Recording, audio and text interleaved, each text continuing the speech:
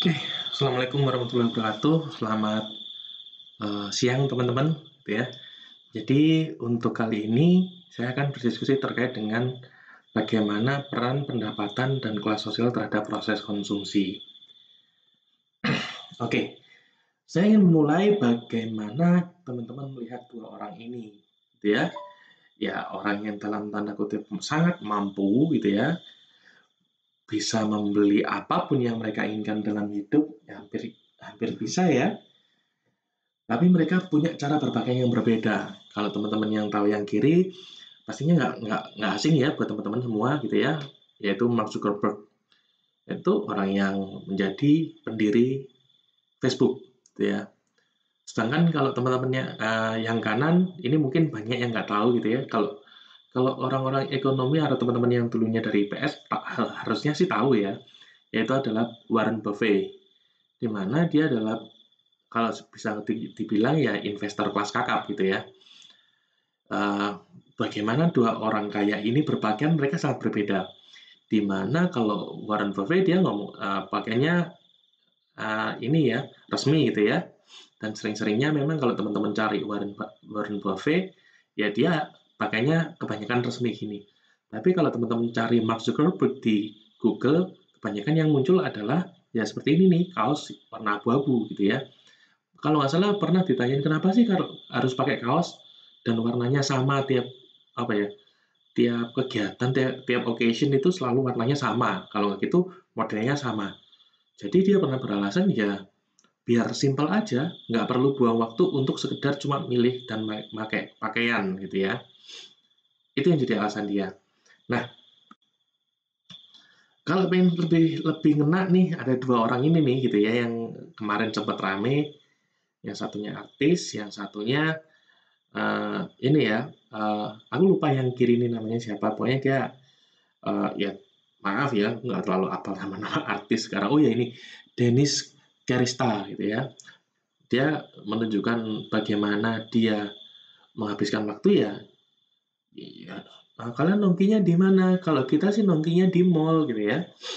Nah, tapi kalau teman-teman yang ngikutin fenomena Crazy Rich Surabaya gitu ya, pasti teman-teman tahu kalau yang sebelah kanan ini adalah Melvin Tegara, salah satu ikonnya dari uh, Crazy Rich Surabaya gitu ya. Uh, Kalau teman-teman sempat apa ya ngeliat di YouTube Crazy Rich Surabaya, channel Crazy Rich Surabaya ini dalam tanda kutip sedikit menyindir gitu ya, si Danis gitu ya.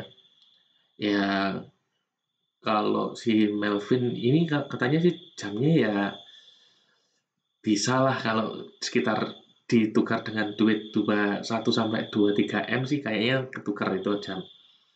Makanya ini lebih apa ya bagaimana mereka menunjuk. Tapi kalau teman-teman lihat yang kanan si Melvin, kalau dalam pakaian seperti ini dia nggak memperlihatkan kalau dia apa ya orang kaya banget kecuali kalau masalah kendaraan gitu ya. Nah, bagaimana dua orang ini menampilkan kekayaan mereka itu dengan cara yang berbeda juga. Nah, sebenarnya itu yang ingin kita bahas untuk kesempatan kali ini. Nah, bagaimana kita memasukkan kelompok-kelompok atau konsumen itu terhadap atau gimana ya? Bagaimana kita membagi konsumen itu berdasarkan segmentasi tertentu. Terutama kalau kita ngomongin dalam kesempatan kali ini ialah terkait dengan kelas sosialnya. Nah, tadi di awal kita udah nyontohin bagaimana Mark Zuckerberg dan Warren Buffett, di mana mereka sebenarnya bisa untuk beli semuanya gitu ya, tapi kebutuhan konsumen didasari pada keinginan dan kemampuan untuk membeli. Kalau saya rasa untuk seorang Mark Zuckerberg dia nggak mungkin kekurangan, dia dia nggak mungkin nggak mampu gitu ya, dia pasti mampu untuk beli jas, tapi yang ada dia adalah nggak ingin. Sedangkan Warren Buffett dia pengen gitu ya menunjukkan bahwa ya selain karena bidang kerjanya lebih resmi gitu ya, dan dia memang ingin serta mampu untuk beli, gitu ya. Nah, sehingga ada pemikiran, perlukah kita mengeluarkan uang untuk beberapa hal tertentu, gitu ya. Nah, kalau memang hal itu dirasa perlu, ya kita akan beli kalau kita mampu. Kalau kita pengen tapi kita nggak mampu, ya cuma jadi perencanaan aja gitu ya, kayak kasarannya di apa, di keranjangnya Shopee ada barang yang ya 999 plus plus plus gitu ya. Kita pengen beli tapi duitnya belum ada, ya mau gimana lagi gitu kan. Nah, pada dasarnya itu kan ada keinginan tapi kita belum mampu untuk beli. Nah, masuk ke tadi udah. Nah, ada ketentuan nih minimal untuk seseorang sebenarnya merasa cukup dalam ya apa ya yang dikonsumsi dalam satu keluarga gitulah. Sekalipun rasa cukup sangat subjektif sebenarnya.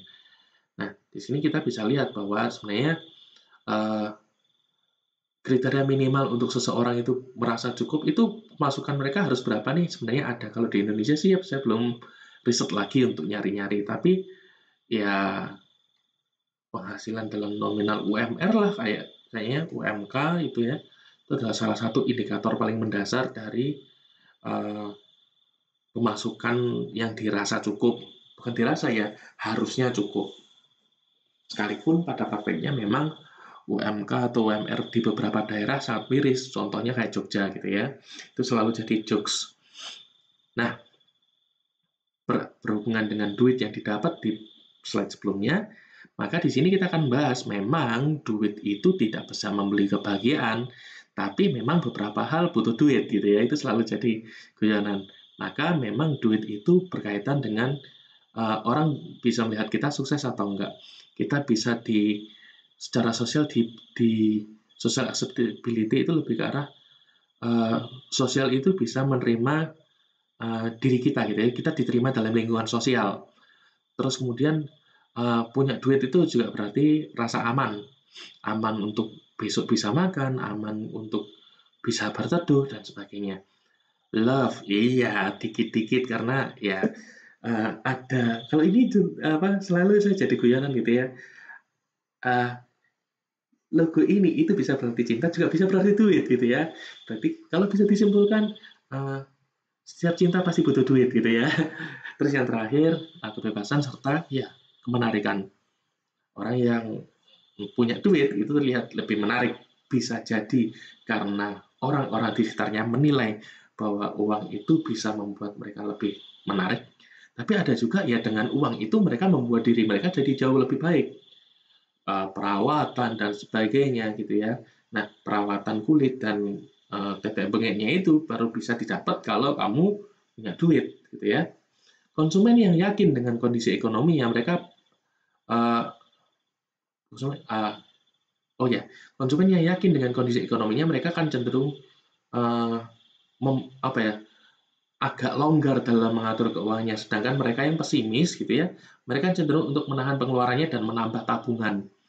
Apalagi dalam kondisi saat ini 10 November gitu ya, 2020, Indonesia secara resmi masuk ke dalam masa reses, gitu ya. Satu tahap lagi yang masuk krisis gitu ya. Nah, ada juga kemungkinan sebuah perekonomian sebuah negara itu dijalankan oleh ya sebagian kecil kelompok orang kaya, sehingga menimbulkan beberapa barang yang hanya bisa dibeli oleh sekelompok kecil orang. Kalau teman-teman apa ya, eh, kalau saya pernah nonton dokumenter itu bagaimana orang-orang di Pakistan itu mereka kesulitan untuk dapat air. Sedangkan orang-orang yang kaya gitu ya, mereka itu mengisi kolam renang di rumahnya itu dengan beli beli air tangki gitu loh. Nah, di sana kan air cukup sulit. Waktu itu saya agak lupa di channel apa itu mereka ada dokumenter terkait dengan air di Pakistan. Nah, ya mereka yang punya akses terhadap air itu hanya sekelompok kecil dan akhirnya menimbulkan kecemburuan sosial. Tapi jadinya mereka orang-orang yang ada di kelompok atas gitu ya, ekonomi menengah ke atas, mereka bisa mendapatkan privilege tertentu. Itu juga dengan pembelian tertentu yang bisa menjadi penentu kelompok sosial seseorang dan membuat orang tersebut status sosialnya naik. Kalau teman-teman sudah lihat video yang tadi di awal yang suruh saya tonton di Cipejar, teman-teman harusnya tahu bagaimana orang-orang biasa atau bahkan ya sebenarnya ekonomi mereka cenderung terkuras untuk beli pakaian, beli sepatu, beli sabuk, atau bahkan beli cuma sekedar sapu tangan gitu ya. Ketika mereka mengenakan itu di luar, membuat mereka jadi jauh lebih dihormati, jadi diterima, jadi disapa gitu ya. Memang pembelian barang tertentu itu bisa meningkatkan status sosial mereka di mata masyarakat. Ada beberapa kelompok orang yang dalam kondisi reses malah menahan diri dalam konsumsi kalau kayak kondisi saat ini gitu ya. Memang tidak semua orang itu apa ya membelanjakan uang, mereka cenderung menahan menahan diri untuk tidak menghambur-hamburkan duit gitu ya.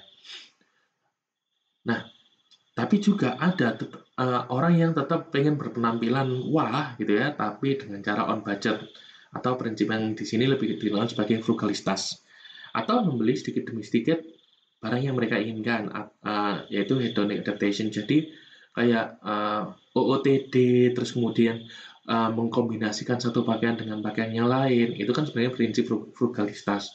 Tapi kalau La Savure yang di Kongo yang video teman-teman lihat, itu adalah salah satu contoh bagaimana uh, ya mereka tidak terpengaruh dengan kondisi-kondisi yang bahkan kondisi ekonomi mereka untuk beli satu pakaian itu bisa mereka cicil selama 1 bahkan 2 tahun uh, mereka bekerja gitu ya.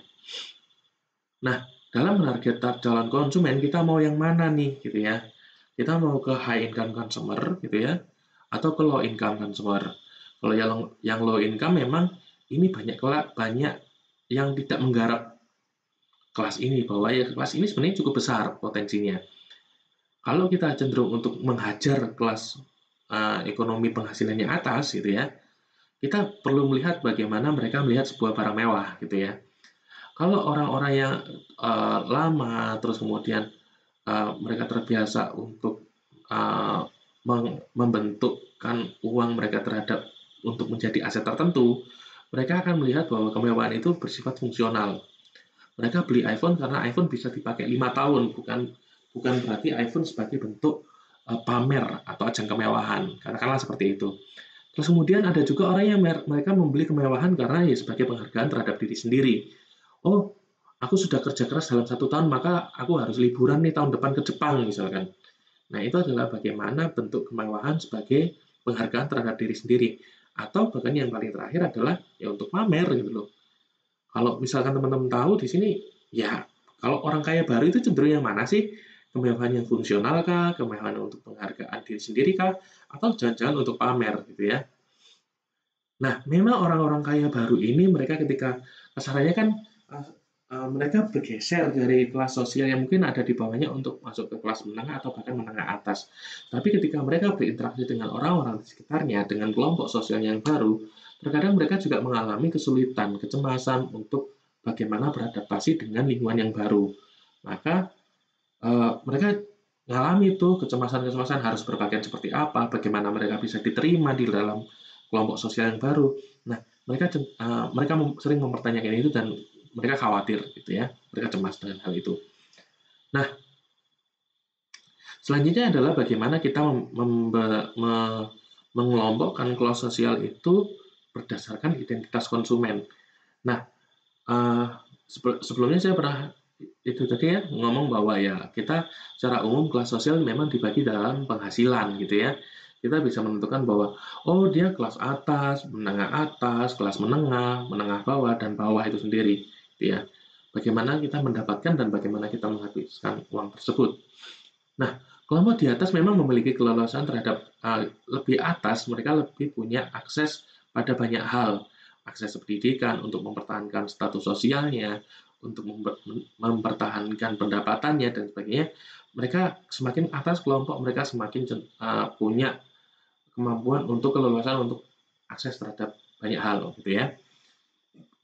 Nah, apakah mungkin seseorang itu bergerak dari satu kelompok sosial itu naik, turun atau bahkan bergeser gitu ya.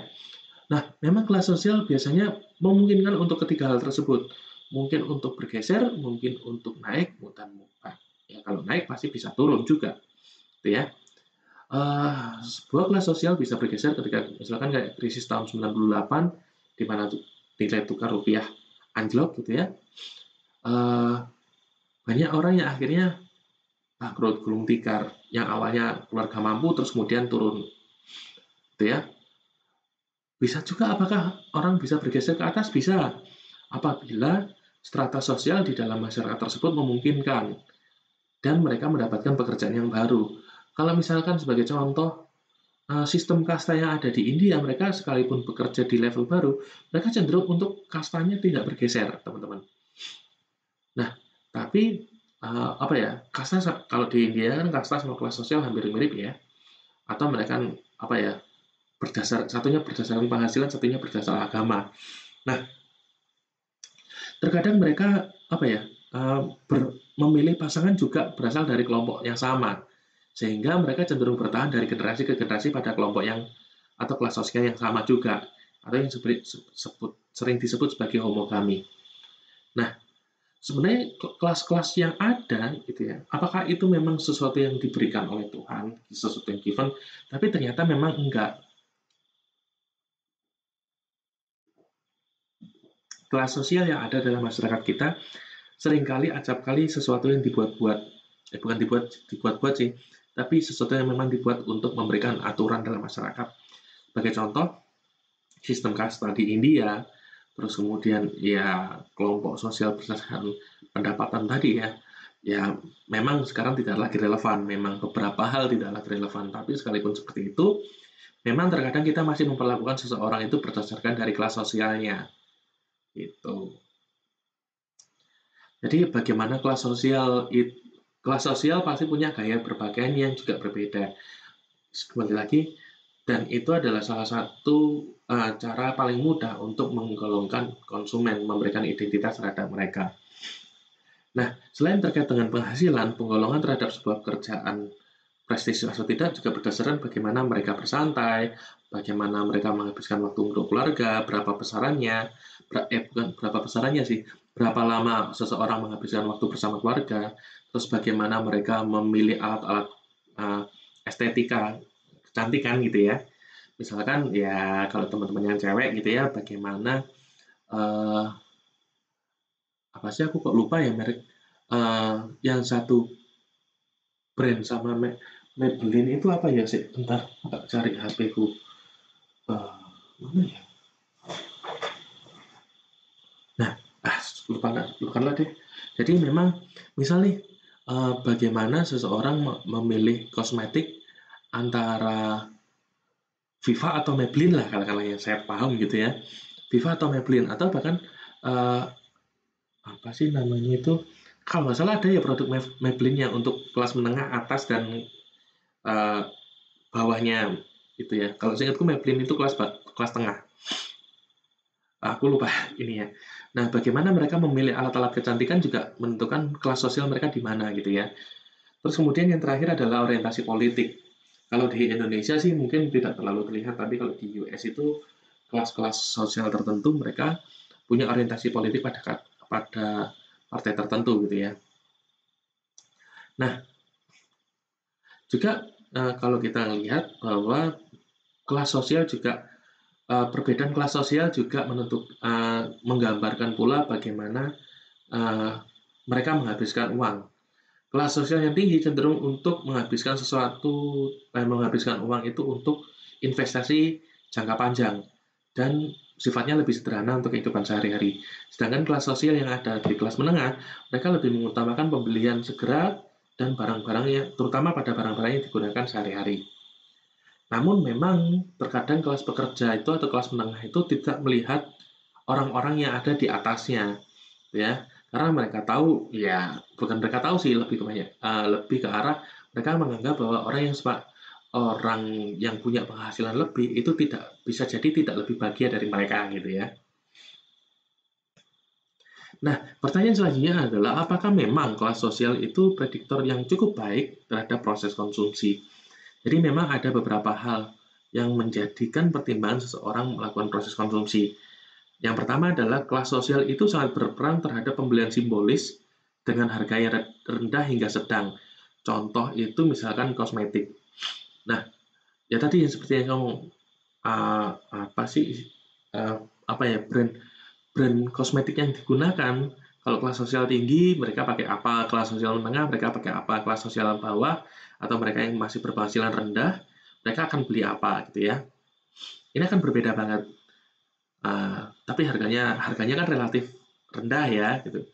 Nah, kemudian mereka orang-orang yang memiliki pendapatan itu mereka akan terlihat dari pembelian barang non simbolis. Contoh misalkan kalau orang menengah ke atas, mereka yang punya pendapatan tinggi, mereka akan cenderung membeli barang-barang yang menurut mereka penting gitu ya, dan tidak menggambarkan apapun. Misalkan, oh alat apa piringnya piring kaca atau piring plastik gitu ya. Ya memang sih kita bisa apa ya? Misalnya, oh kalau orang beli piring plastik pasti pendapatannya rendah, gitu ya. Atau orang yang beli piring dari apa ya seng gitu ya, itu mereka pasti nggak punya duit. Berbeda dengan orang yang pilih eh, beli piring itu beli piring keramik katakanlah.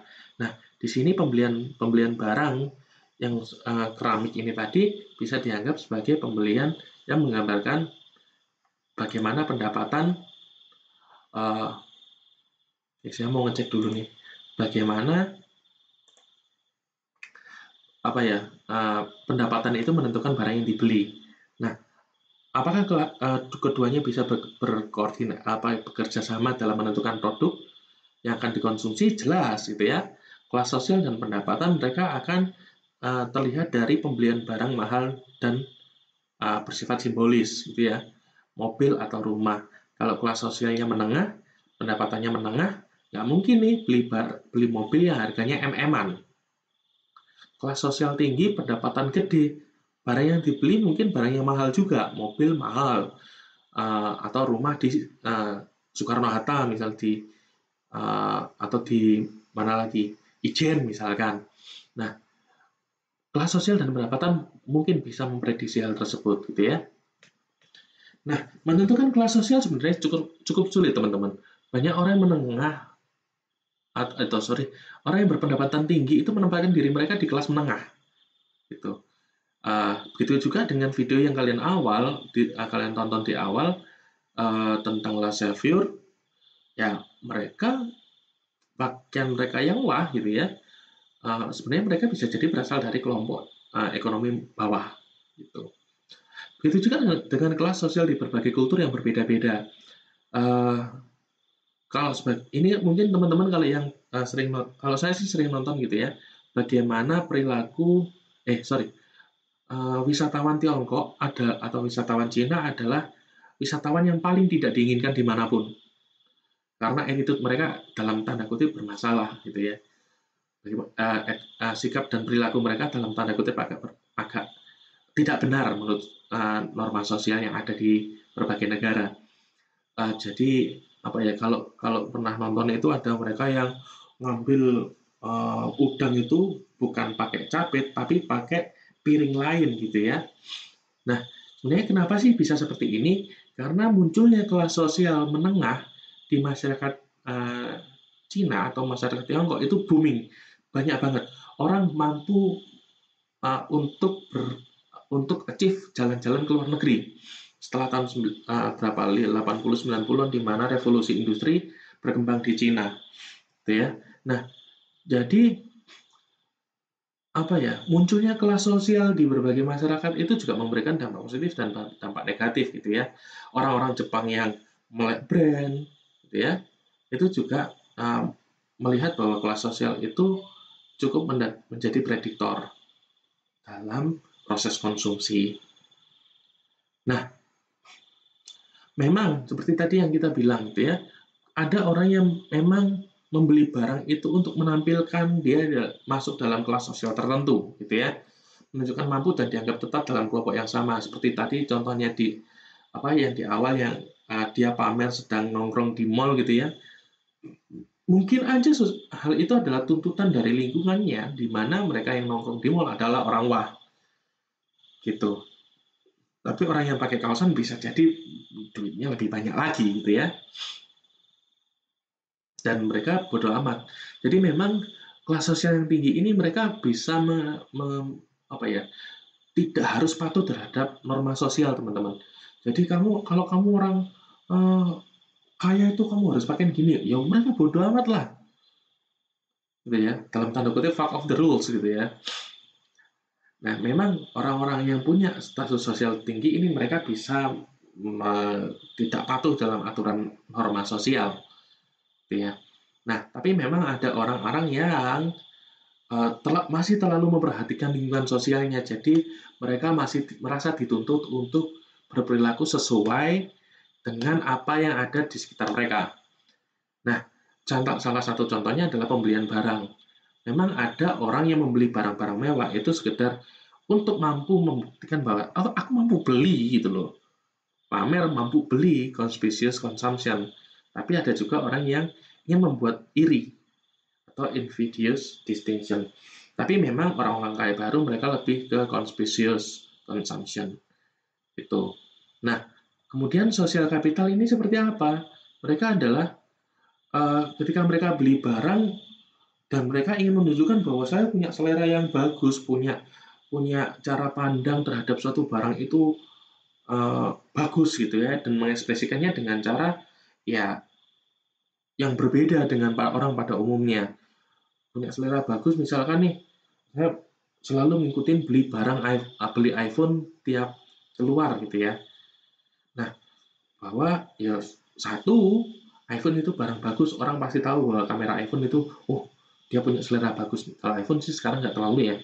Uh, dia kalau beli barang tertentu, oh ini seleranya bagus nih gitu ya. Dia tahu merek katakanlah, dan dia mengekspresikannya dengan cara tertentu. Kalau ini sebagai contoh di lingkungan sosial aja ya. Jadi memang sosial kapital itu menunjukkan bahwa ya kita bisa apa ya, kalau orang-orang kita lebih mengagumi aksen British daripada Amerika dalam berbahasa Inggris karena dianggap lebih berkelas gitu ya. Nah, dari anggapan orang yang berkelas ini tadi, mereka bisa apa ya,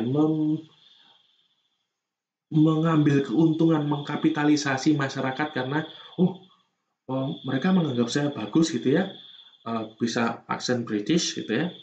Nah, kita cenderung memanfaatkan masyarakat untuk kita bisa mengambil keuntungan gitu ya, atau disebut sebagai social capital. Contohnya yang pertama adalah jazz gunung yang awalnya sebagai alternatif liburan gitu ya, jadi sekarang itu menjadi barang yang sangat mahal. Terus kemudian buzzer itu juga salah satu contoh bagaimana social capital bekerja di setting online gitu ya, di konten daring, di mana mereka mampu mengubah pendapat melalui influence di medsos dan mereka dibayar gitu. Nah, orang-orang yang dianggap wah, orang-orang yang dianggap selera bagus, laissez-faire tadi contohnya gitu ya. Nah, ini mereka bisa mempengaruhi orang lain. Kalau di dokumenter yang di awal tadi, mereka bisa apa ya? Mereka bisa menunjukkan bahwa dirinya punya kelas, punya selera, dihormati orang orang lain dan apa yang dia ucapkan bisa mempengaruhi orang lain gitu ya. Terutama untuk keuntungan dia pribadi. Nah, ini bagaimana social capital bekerja. Oke, terima kasih. Oke, mungkin kalau teman-teman ada yang punya pertanyaan, silakan diajukan gitu ya. Kita akan berdiskusi. Semoga bermanfaat, teman-teman. Uh, saya akhiri sampai sini. Selamat siang semuanya.